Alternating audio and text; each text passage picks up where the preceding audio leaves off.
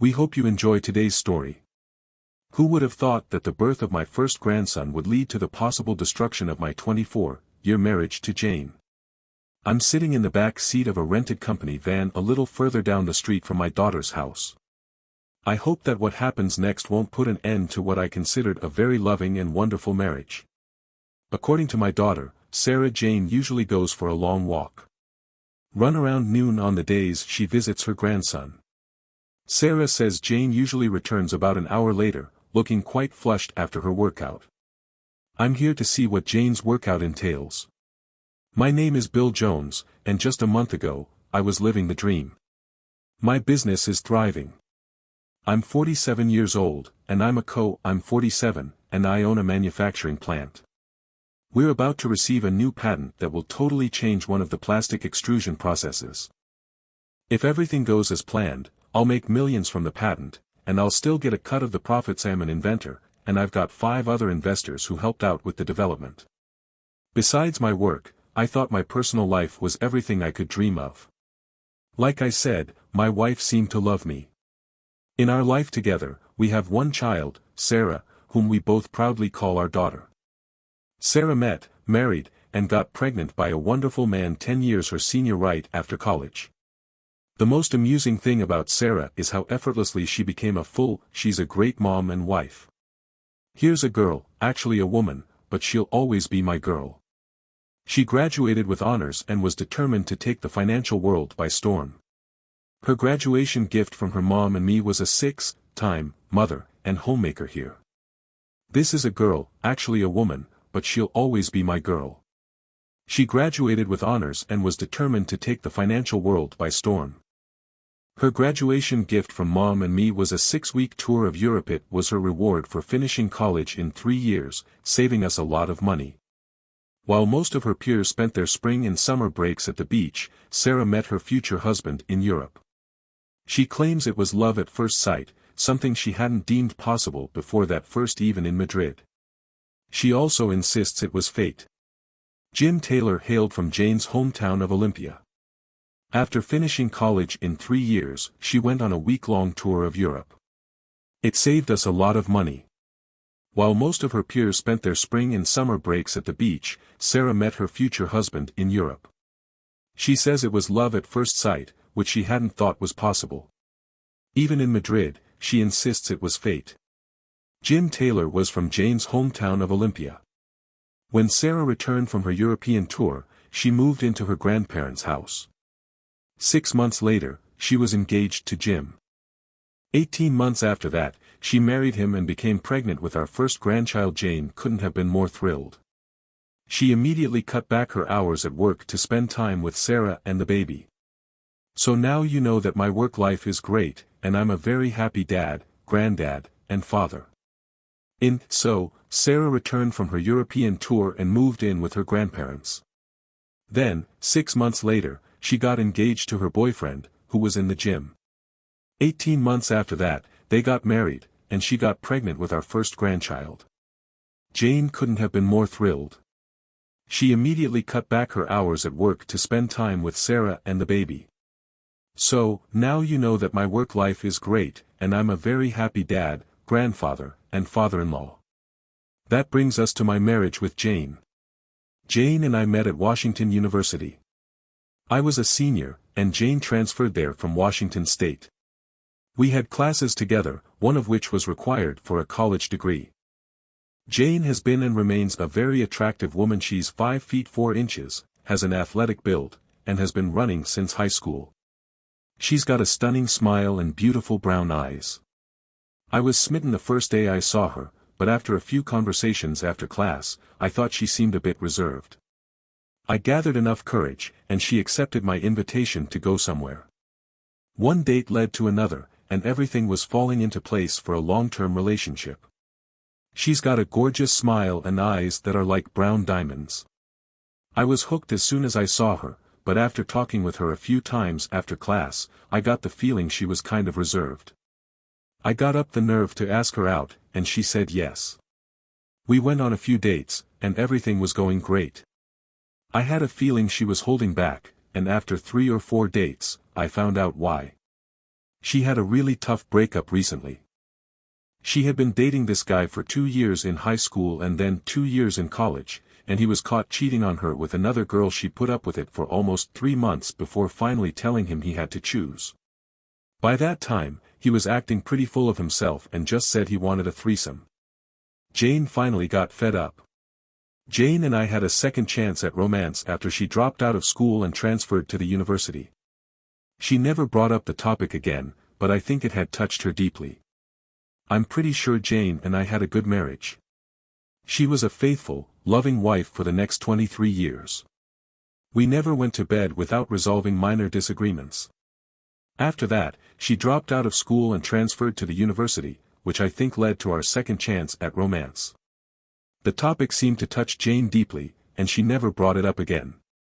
I'm pretty sure that Jane and I had a good marriage. We were married for 23 years, and although there were occasional minor disagreements, we never went to bed without resolving these issues and, at the very least, kissing each other good night. I never strayed from the path. Of course, I sometimes admired other women, but I never felt tempted to ruin something good by crossing that line. Jane would occasionally catch me ogling a woman at the beach or on the dance floor. She would lightly pat me on the shoulder and say, "Remember, you can look, but not for too long, and never touch." She always said it with a smile and a sparkle in her eyes. So what?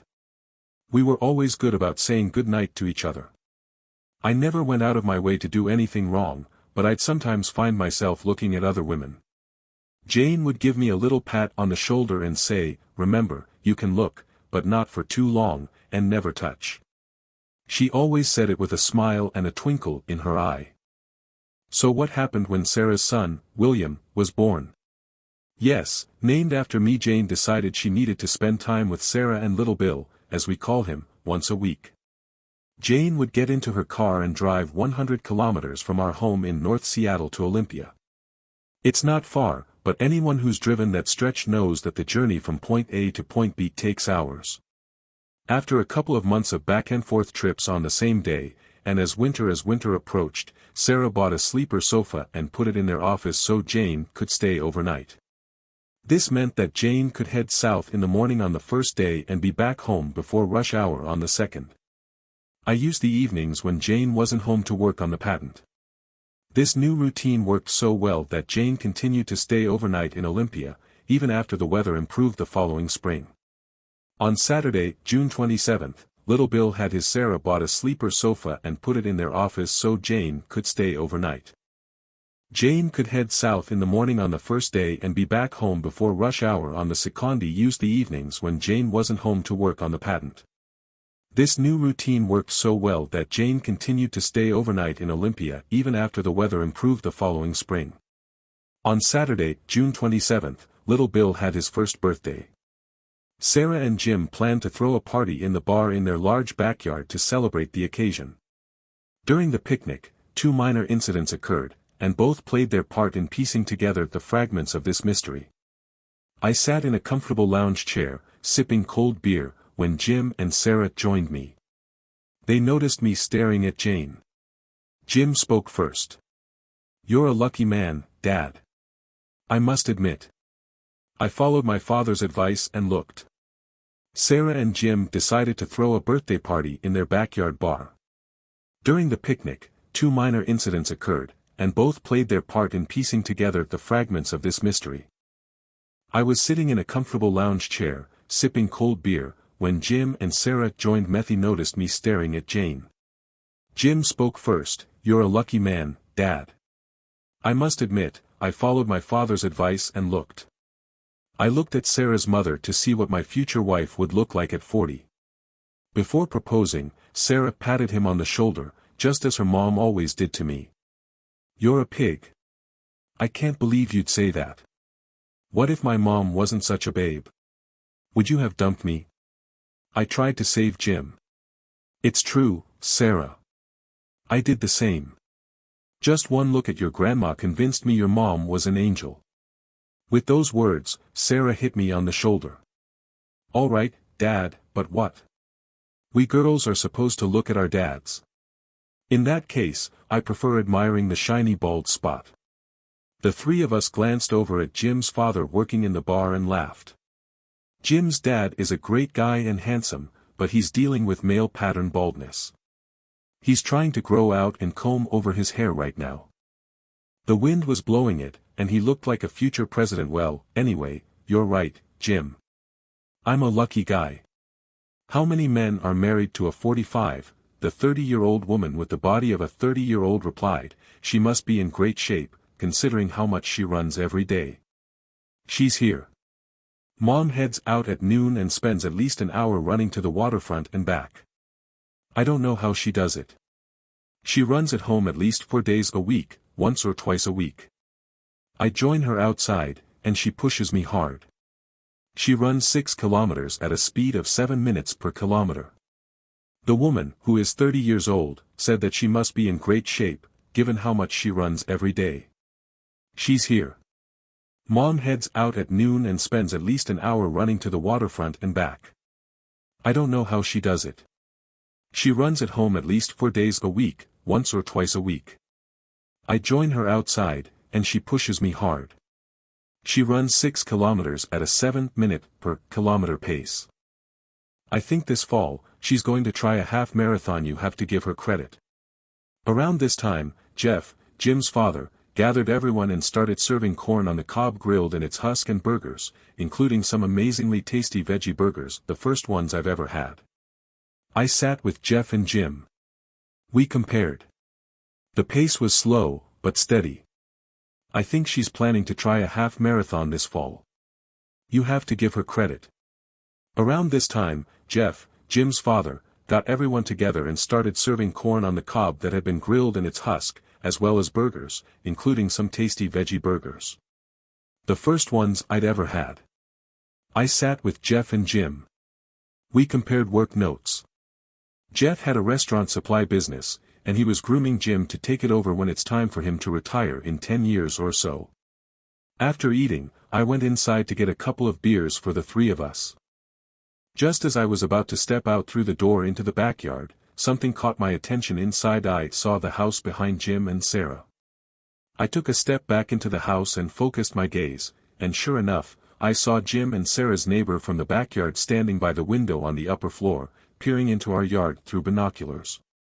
I couldn't say for certain, but it seemed like he was watching the table where Jane, Sarah, and I took a step back into the house and focused my gaze. Sure enough, Jim and Sarah's neighbor from the backyard was standing by the window on the upper floor, peering into our yard through binoculars.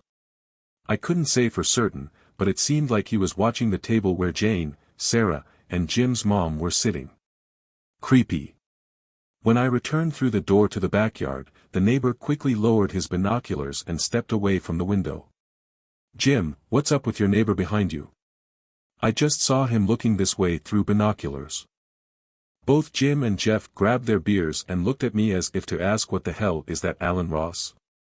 He's actually a sales rep for one of our main suppliers, and this guy gives me the creeps. Last year, we had a neighborhood watch party, and even though he doesn't live in our neighborhood, he showed up. It struck everyone as a bit odd. I've caught him staring at Sarah more than once, so I approached. That's Alan Ross. He's a sales rep for one of our main suppliers, and he gives me the creeps. Last year, we had a neighborhood watch party, and even though he doesn't live in our neighborhood, he showed up. It seemed a bit odd to everyone. I've caught him staring at Sarah more than once, so I approached him and talked to him. He obviously recognized me and was surprised that we were neighbors. He apologized and said Sarah reminded him of someone he knew from high school. I let it go, but it was weird. Well, I hope you keep the curtains in your back bedroom closed.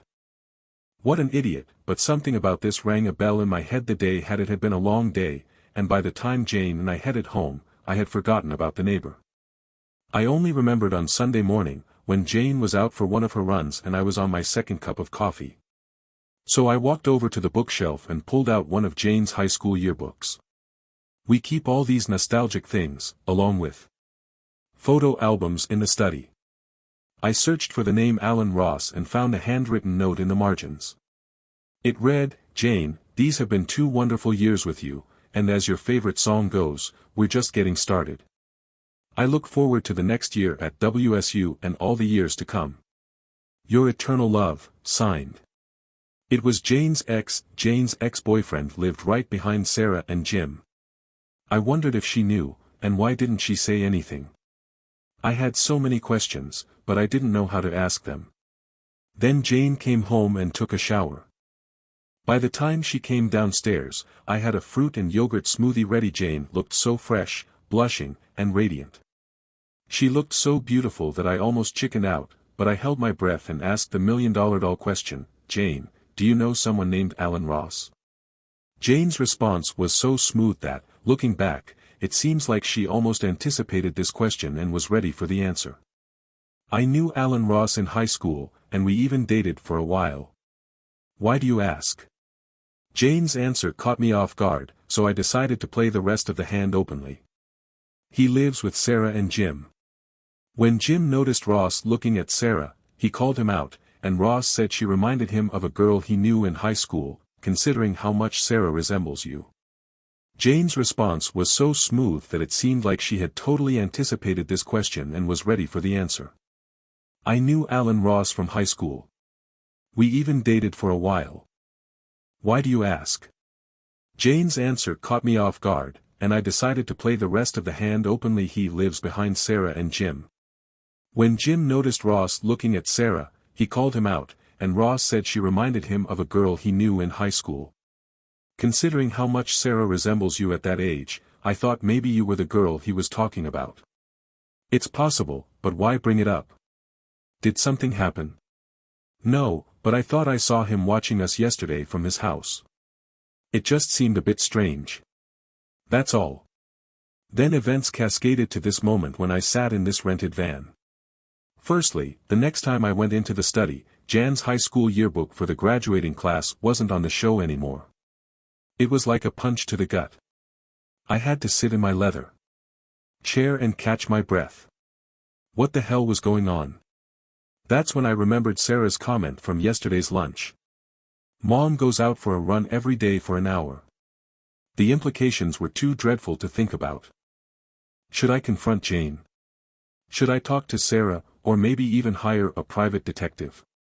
I remember reading something where someone asked, would you be better off without her? I didn't think I could handle Jane cheating on me. Didn't know if I should divorce her. I couldn't answer that question that evening, especially since I didn't have much information. I went upstairs, took a sleeping pill, and went to bed. I don't remember if I kissed Jane goodnight, but I think I did because she didn't mention it at breakfast on Monday. The next 2 days at work were too hectic to think about my personal problems. Our investors were in town on Monday and Tuesday to finalize our patent progress schedule. I couldn't answer their questions or come up with a plan about my marriage at the same time. I'd have enough time once the investors left on Tuesday afternoon. I accepted that and got to work closer to Tuesday evening. I dropped off the investors in Sidus on my way home. I called Jane on her mobile, but she was spending Tuesday and Wednesday at Sarah's. When Jane didn't answer my calls, I called Sarah. Sarah, I've been trying to reach your mom, but she's not picking up. Is she okay? There was no dad, and Mom didn't go to Cindy Sullivan tonight. I think she's Mom's former classmate. Interesting. She never mentioned her before. Is a party at Cindy's a regular thing? Not really. It's irregular. Maybe once every few weeks, she goes and meets someone she knew when she lived here. Usually, she's back home by 10, unless she has too much wine and stays overnight. Mom says it's always nice to get together with the women she grew up with. She says she still feels closer to the girls from. To the women in Seattle living here in Olympia for the last 3 years, I can totally understand her point of view.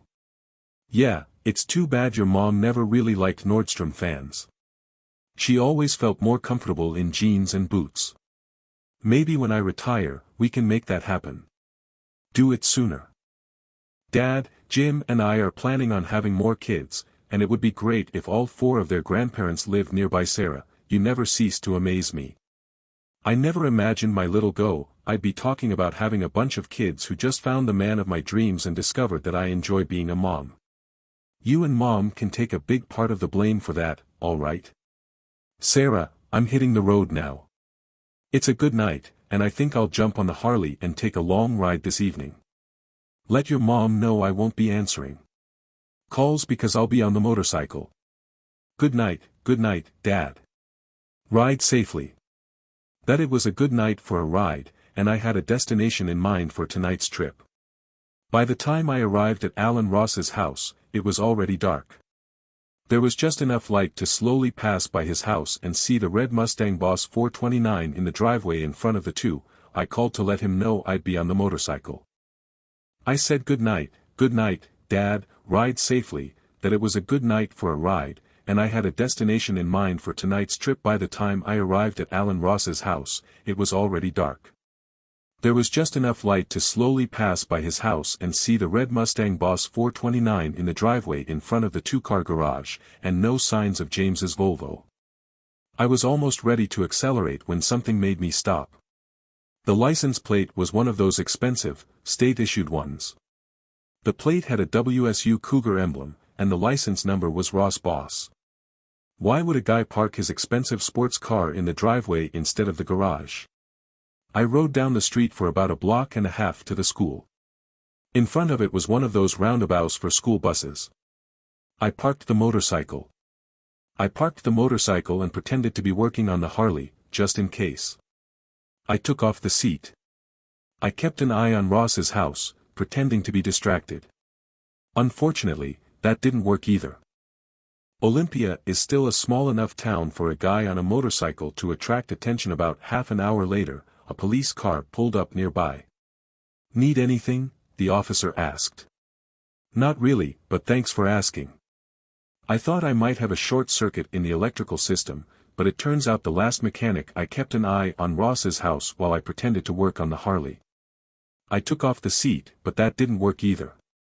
Luckily, it's a small enough town that a guy on a motorcycle can still get attention. About half an hour later, a police car pulled up nearby. Need anything? The officer asked. Not really, but thanks for asking. I thought I might have a short circuit in the electrical system, but it turns out the last mechanic didn't tighten the negative wire on the battery. I'm just finishing up, and will be leaving in about 10 minutes. I tried to look the officer in the eyes as we chatted. What will you do if that doesn't fix it? He asked. My daughter and her husband live on Third Isle, just ride over there, but I think I've got it sorted out. The police officer left, but I saw him driving a few streets further as I put on my helmet.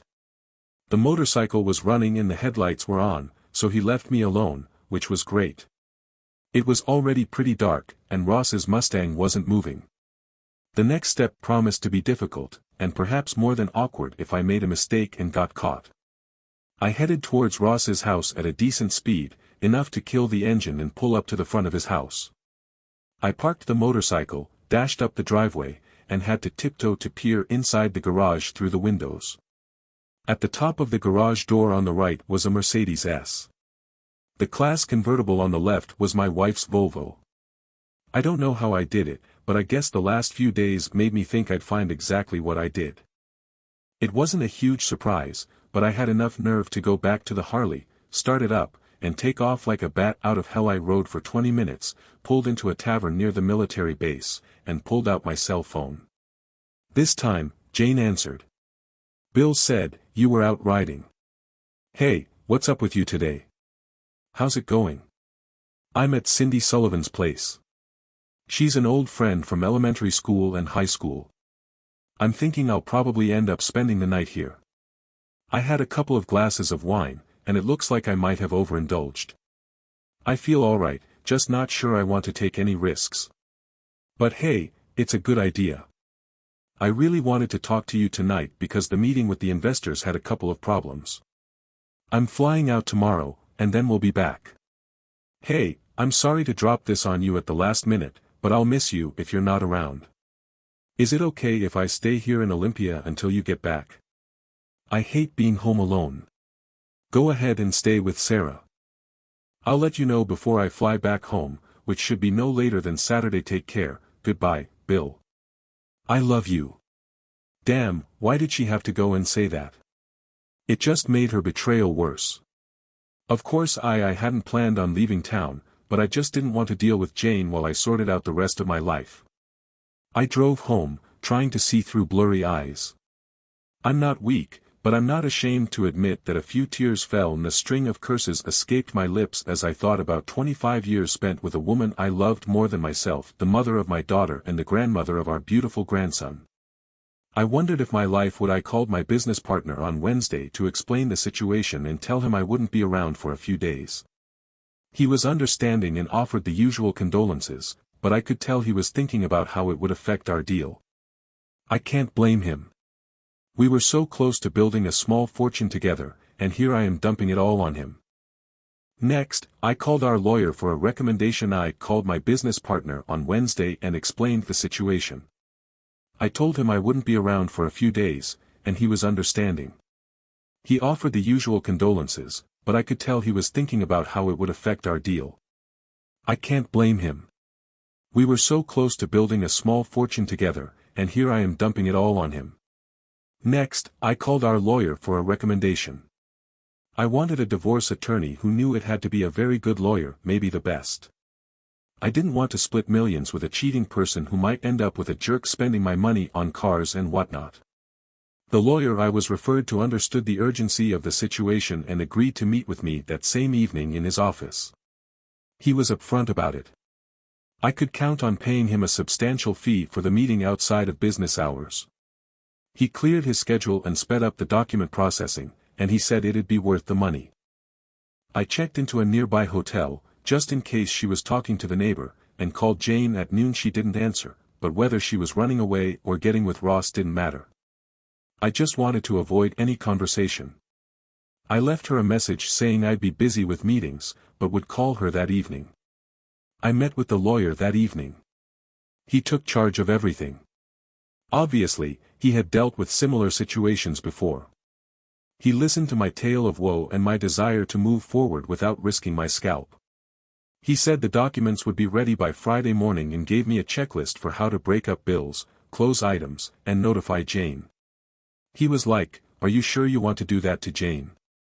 I told him I was cool, I could do it without going to jail, and he was like, "I'm not saying don't do it, but just don't be a dummy on Thursday." I went through the checklist. There was just one credit card left open to Jane, but the credit line was down to $30,000 to $10,000. We were paying off the balance each month, so there wasn't much risk of alerting Jane before the payment day arrived on Friday at 8 a.m. I was sitting in the lawyer's reception area, and he almost smiled when he walked in. He went straight to his desk and handed me an envelope with my name on it. I signed where I needed to, and as I was leaving, he reminded me, "Remember, I said don't be a fool heading south to Olympia." I stopped by a car rental office in Seattle and left in a white service van. Now I'm sitting a block away from Alan Ross's house, on the far side from the school. I didn't want to be mistaken for a creep waiting for the day when my marriage would finally crumble for good. At 11:45 comes around the corner, all athletic, and heads to Ross's place, climbing the steps and slipping her hand under the planter and going in like it was her own home. At 11:55, Alan Ross pulls up in his Mercedes and parks in the garage.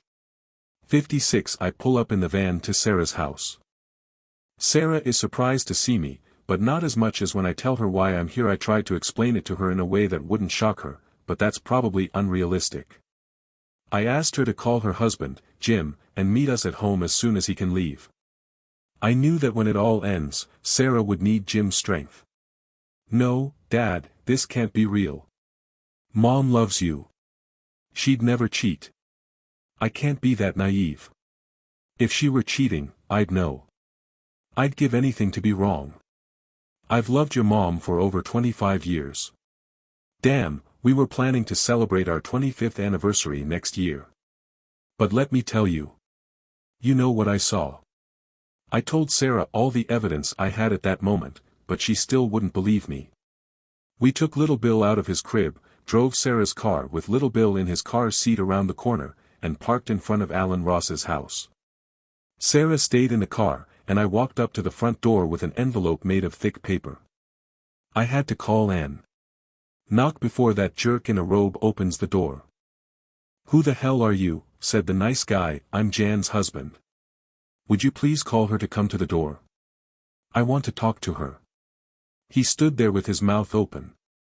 He tried to slam the door, but I was ready for it and wedged my foot in the frame. It hurt like hell, but I kept the door open. I pushed it open with, "Hey, knock before that jerk in a robe opens the door. Who the hell are you? I'm Jan's husband. Please call her to come to the door. I want to talk to her." He stood there with his mouth open. He tried to slam the door, but I was ready for it and wedged my foot in the frame. It hurt like hell, but I kept the door open. I pushed it open with my shoulder and shouted inside, "Jane, come here right now." Ross kept pushing against the door, but it didn't help him because now my torso was in the way. I kept shouting for Jane to come to the door. I don't know how, but I kept my cool and didn't threaten Ross or Jane. I kept shouting for her to come to the door. When Jane finally appeared, she was in her. I shouted for Jane to come to the door. I didn't yell at her or Ross, but I did keep shouting for her to come to the door. When Jane finally appeared, she was in her workout clothes again. I guess she was naked when Ross opened the door. She had the frightened look in her eyes that I loved. "Bill, what's going on? Why are you here?" "This isn't the real question, Jane. The real question is, why are you here?" I took the opportunity to grab Ross by the collar and open it wide. He was, of course, naked. Jane was looking past me, and the three of us were still standing at the doorway. I turned around and saw what Jane was staring at. Sarah had gotten out of her car and was witnessing the whole episode. "Did you really have to bring our daughter here?" That was angry at me. No, she wanted to come because she said her mother couldn't have possibly cheated on our marriage. She was eager to prove that all of this was just my imagination, and you can be angry at me all you want, but I didn't cook up this mess. Didi was starting to lose my temper, so I needed to back off immediately. I handed Jane a thick paper envelope. She touched it as if I had handed her a live grenade. "Only in my dreams. I'll stay with Jim and Sarah for the night. You can stay with your long-lost guy, read the documents, hire a lawyer, and don't come back home until you understand what's in those papers and can comply with the terms.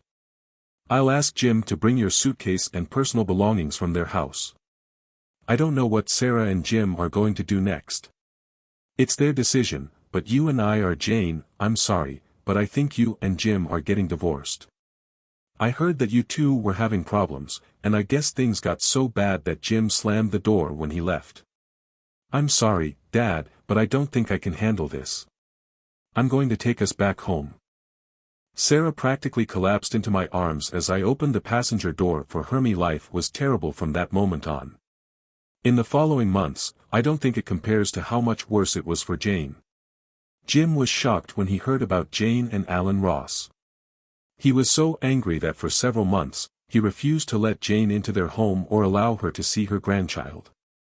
Sarah didn't argue with Jim if he was angry. Sarah was furious. I was at their house when Jane called Sarah to talk.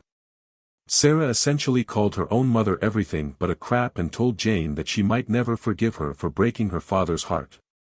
Ross lost Taylor's account, and thanks to a call from Jeff Taylor to Ross's boss, ultimately lost his job. Ross blamed Jane for his misfortune and ended up kicking her out of his house. Jane moved in with her parents. Were pretty unhappy about it, but they understood that Jane didn't have much of an option.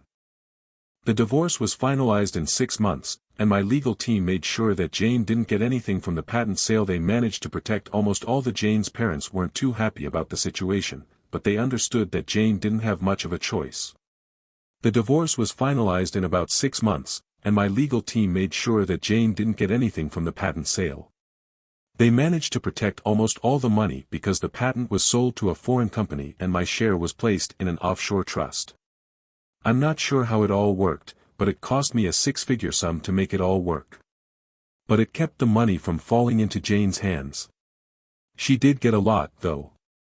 She got half of the sale of our house and half of our savings, but far from millions soon after the divorce. I did get a letter from Jane, but it didn't explain why she cheated. Maybe her reasons made sense to her, but not to me. It had the usual excuses: an empty nest, loneliness, the need for closeness with Ross. Even after so many years, what the letter didn't explain was why she jeopardized what I considered a great marriage for such a crappy reason. Jane didn't handle her new reality well. The divorce, parting with Sarah and Bill Jr., and finally breaking up with Ross again. Her behavior became erratic. She started drinking and continued to spiral downhill. Eventually, Jane went to rehab at her parents' insistence. I suppose most jilted husbands would take some satisfaction in seeing their ex. There are a few reasons why Jane didn't do well with her new reality.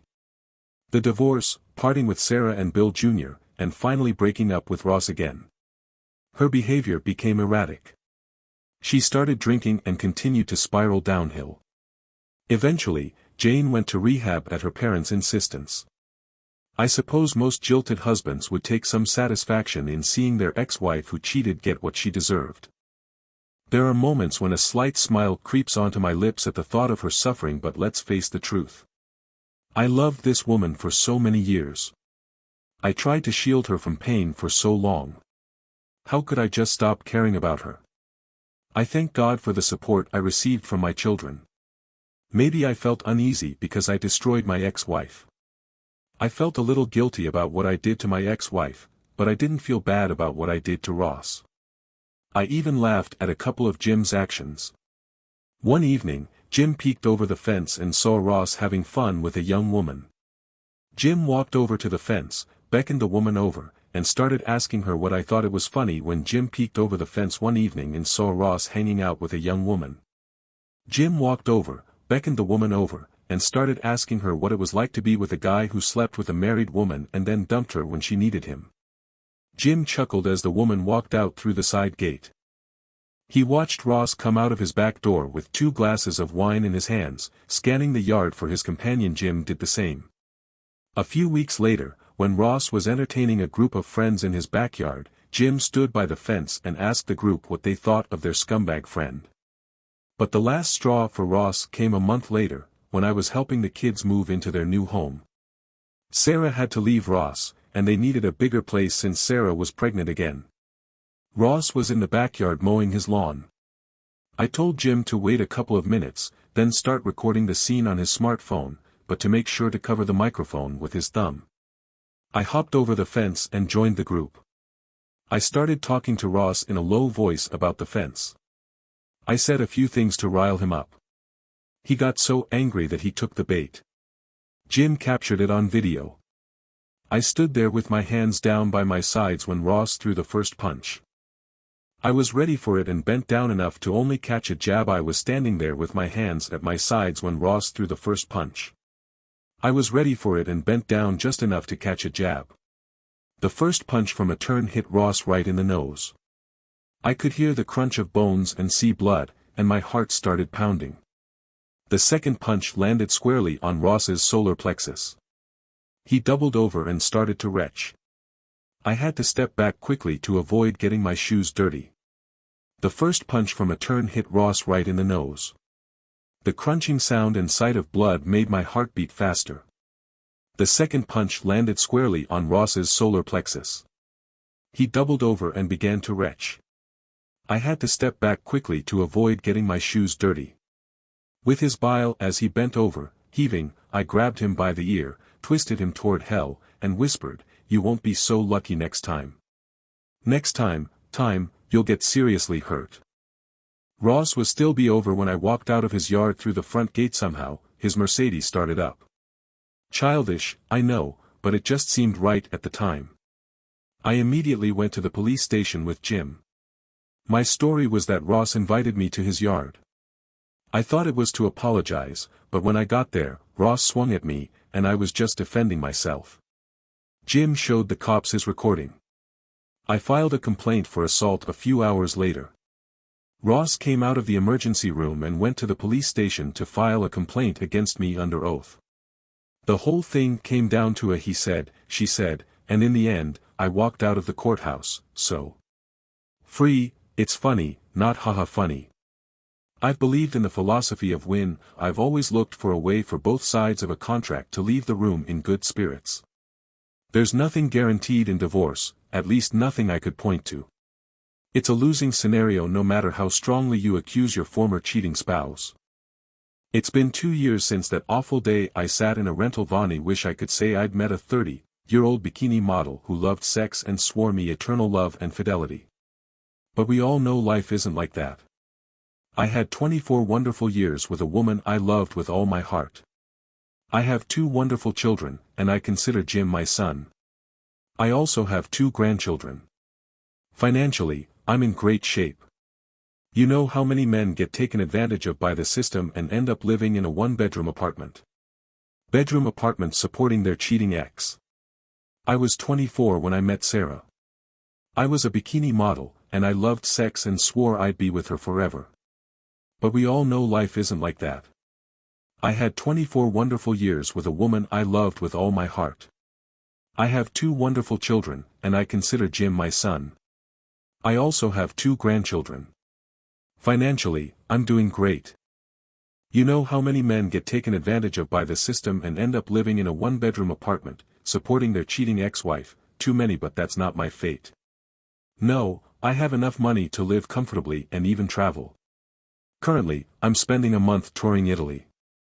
I even participated in the MotoGP races at Mugello. But when I sit and drink espresso outside a cafe in Florence, I have to hold back tears.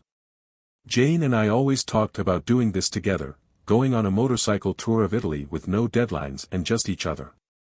Now I'm doing it without her. Jane has been released from the rehabilitation center, but she still lives with her parents. Sarah and Jim allow her to visit the grandchildren for no more than an I think Sarah does this to herself once a month as some kind of torture. She still hasn't forgiven her mother, and I can't stop wondering, how could she do this to us? Life isn't a movie where we get answers before the end credits. It's more like a Joseph Conrad novel. Life is often absurd, and good people don't always win. I think Sarah does this to herself as a form of torture. She still hasn't forgiven her mother, and I can't stop wondering how she could do this to us. Life isn't a movie where we get answers before the credits roll. It's more like a Joseph Conrad novel. Life is often absurd, and good guys don't always win. I finish my espresso, put my helmet back on, start the motorcycle, and head into my own heart of darkness. Thanks for being with us and listening until the end. If you found it interesting, please subscribe, give us a like, and leave your comments.